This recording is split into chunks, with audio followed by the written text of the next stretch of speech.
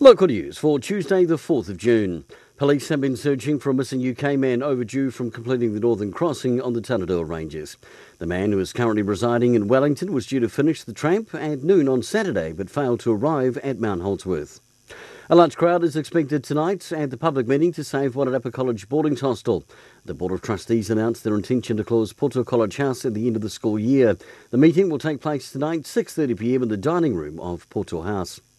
Several Wairarapa residents received Queen's Birthday honours, including Featherston's Pat Dance, Carterton's Brian Stiles and Masterton's Joe Beetham, Alison Locke and Eddie Fawcett. And the Greater Wellington Regional Council is calling on locals to help fight climate change by planting trees. A Kura Plant Nursery have native trees available from today. And in sports, Wairarapa United women have beaten Victoria University 3-0 last Saturday in the Kate Shepherd Cup clash to advance to the next round.